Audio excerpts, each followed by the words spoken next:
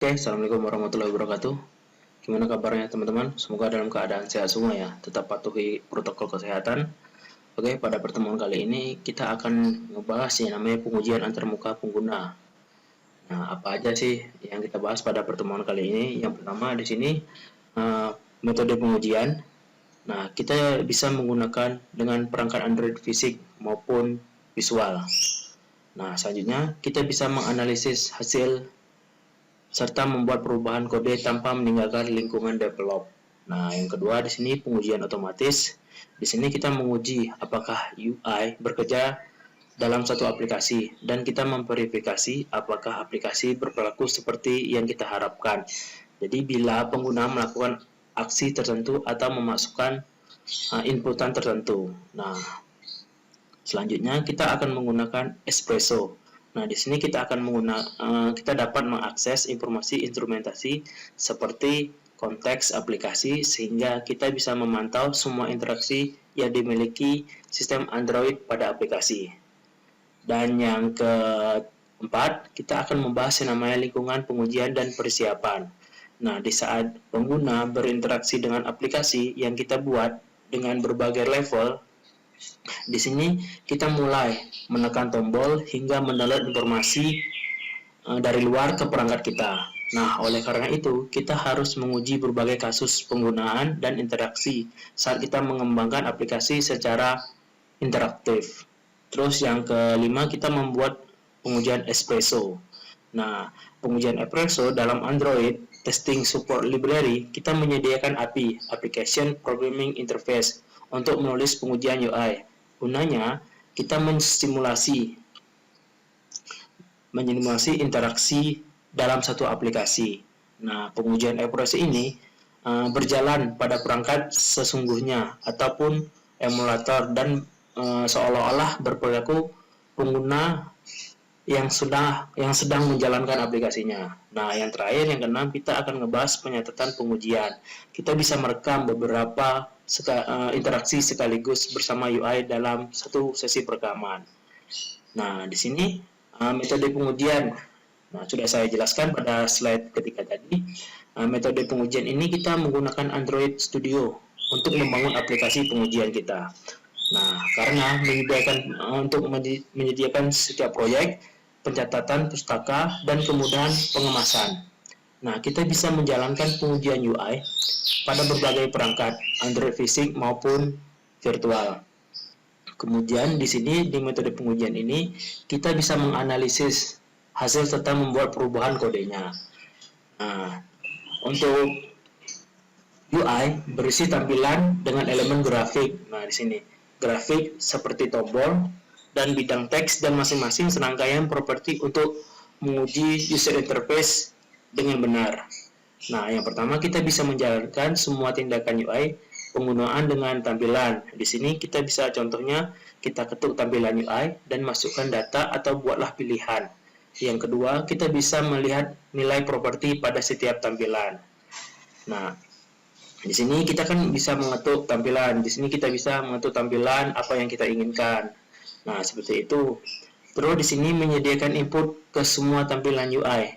Nah, gunanya kesempatan ini untuk menguji masukan yang tidak benar seperti teks saat yang diharapkan adalah angka. Misalnya saya beri contoh di sini. Kita akan ketik atau kita menginput angka 1, maka yang keluar adalah huruf 1.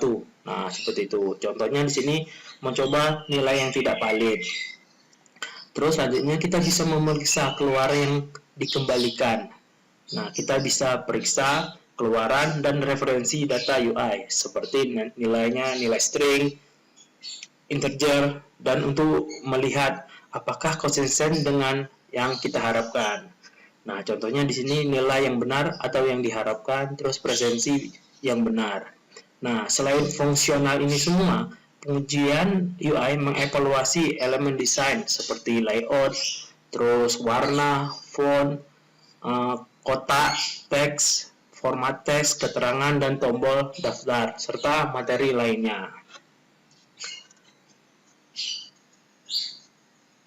Nah, selain develop aplikasi, kita mungkin menguji setiap komponen UI secara manual, serta menambahkan komponen UI ke aplikasi kita. Nah, di sini masalah pengujian manual. Jadi masalahnya untuk pengujian manual ini ada biasanya kita menghabiskan waktu, biasanya kan menyita waktu, terus membosankan dan rawan akan kesalahan. Dengan menguji UI aplikasi yang kompleks secara manual. Nah, kita juga harus melakukan pengujian berulang secara manual pada berbagai konfigurasi perangkat maupun emulator lainnya. Nah,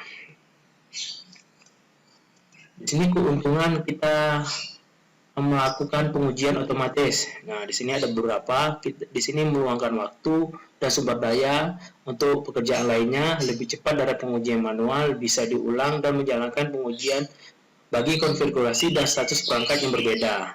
Nah, di saat kita mengoptimalisasi pengujian interaksi pengguna, kita bisa membebaskan diri di sini, membebaskan diri dari sumber daya untuk pekerjaan lainnya. Nah, untuk menghasilkan serangkaian kasus pengujian. Di sini, desain pengujian berupa mencakup semua fungsional yang ada pada sistem dan menguji keseluruhan UI. Terus kita melakukan semua interaksi UI ini secara otomatis, terus memudahkan menjalankan pengujian untuk berbagai keadaan perangkat, seperti kita membuat orientasi dan berbagai konfigurasi lainnya. Nah, selanjutnya di sini kerangka kerja pengujian Espresso dalam Android Testing Support Library. Terus kita di sini menyediakan API untuk menulis pengujian UI. Gunanya di sini menyimpulkan interaksi pengguna dalam satu aplikasi. Nah, kita bisa menggunakan Espresso untuk menguji UI guna untuk memverifikasi hal-hal sebagai berikut. Nah, di sini Espresso untuk pengujian aplikasi tunggal, kita memverifikasi bahwa UI berperilaku seperti yang kita harapkan. Terus yang kedua, memeriksa apakah aplikasi mengembalikan keluaran UI yang benar dalam merespon interaksi pengguna. Yang ketiga, navigasi dan kontur berperilaku dengan benar. Nah, di sini apa sih yang dimaksud dengan instrumentasi? Nah, instrumentasi itu serangkaian kontrol atau kait dalam sistem Android yang mengontrol komponen Android dan cara Android itu membuat aplikasi. Nah, di sini sekumpulan sangkutan dalam sistem Android. Di sini kita bisa membuat paket, pengujian, dan aplikasi ke dalam proses yang sama, terus mengizinkan pengujian untuk memanggil metode dan memeriksa bidang. Nah, terus yang ketiga, kita bisa mengontrol komponen secara independen dari siklus hidup aplikasi, terus mengontrol cara Android memuat aplikasi. Nah, di sini keuntungan. Tadi kan di sini apa yang dimaksud dengan instrumentasi. Di sini keuntungan instrumentasi. Nah, di sini keuntungan instrumentasi, kita memungkinkan kita memantau semua interaksi yang dimiliki sistem Android pada aplikasi dan memungkinkan pengujian memanggil metode dalam aplikasi, dan kita bisa memodifikasi serta memeriksa bidang dalam aplikasi tanpa bergabung pada hidup normal aplikasi. Nah, selanjutnya kita bisa mempersiapkan lingkungan pengujian dan persiapan untuk menggunakan kerangka kerja Espresso dalam UI kita. Nah, di sini kita bisa memasang Android Support Library. Kita sudah memiliki Android Support Repository dan Android Support Library yang dipasang bersama Android Studio, di mana kita memasang SDK ini di awal. Untuk kita kan pertama kan install Android Studio, terus selanjutnya kita menginstal SDK dan JDK. Nah, untuk mengeceknya atau memeriksa support repository-nya, kita bisa mengikuti langkah-langkah seperti berikut. Nah, pada Android Studio kita pilih Tool, Android SDK Manager. Terus kita klik SDK, terus cari Android Support Repository. Terus jika diperlukan, perbarui dan pasang pustakanya. Jadi kita bisa memperbarui SDK-nya di Android Studio kita. Nah, kita bisa menambahkan dependensi ke dalam build Gradle kita. Kita menambahkan Com Android Support Test Espresso. Di sini frameworknya kita gunakan, terus kita bisa menambahkan dependensi lainnya seperti UI Automator. Nah, dengan ini dua ini tergantung versi Android yang kita gunakan. Terus kita menambahkan dependensi di default config-nya. Di sini kita support test runner Android unit runner. Terus di sini kita menambahkan pernyataan instrumentasi berikut dengan default config. Nah, kita menambahkan dependensi default config di build seperti kita gunakan recycle view build. Nah, jika selesai kita bisa mengklik tautan synchron now dalam notifikasi. Nah, biasanya notifikasi itu ditaruh di sebelah kanan atas. Terus kita klik synchron now. Nanti aplikasi Android Studio akan mensinkronkan apa yang sudah kita inputkan. Nah, di sini kita mencatat pengujian. Nah, untuk mencatat pengujian ini, fitur Android Studio biasanya versinya 2.2 dan seharusnya lebih terbaru. Di sini kita memungkinkan kita bisa merekam pengujian Espresso dengan membuat pengujian secara otomatis. Nah, di sini kan setelah memiliki untuk merekam pengujian, kita gunakan aplikasi seperti halnya penggunaan biasa. Saat kita mengklik UI, aplikasi kode pengujian bisa diedit dan dibuatkan untuk kita. Selanjutnya kita bisa menambahkan pernyataan untuk memeriksa apakah tampilan berisi nilai tertentu. Nah, di sini kita bisa merekam beberapa interaksi sekaligus bersama UI dalam satu sesi perekaman. Kita juga bisa merekam beberapa pengujian dan mengedit pengujian untuk melakukan tindakan lainnya di sini.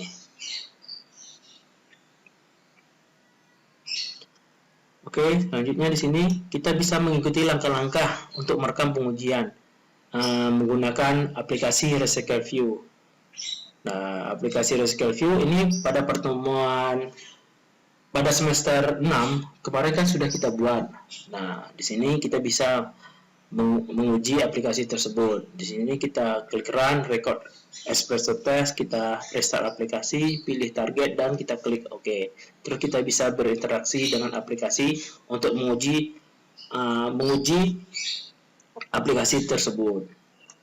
Seperti ini, kita menambahkan penegasan catatan pengujian Espresso. Nah, nanti teman-teman bisa dibaca lagi. Nah,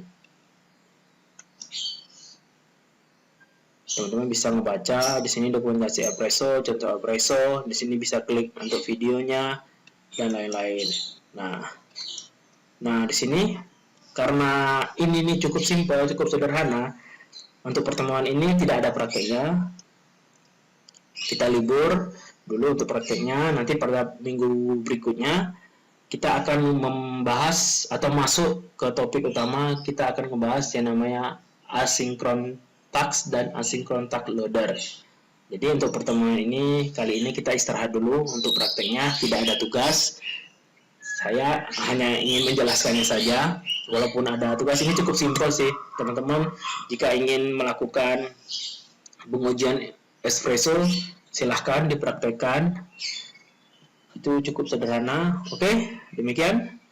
Jika ada yang ditanyakan, kurang paham, silahkan komen di kolom komentar ataupun di grup kelas kita. Oke, terima kasih untuk pertemuan kali ini. Tetap jaga kesehatan. Sampai ketemu pada minggu berikutnya. Waalaikumsalam warahmatullahi wabarakatuh.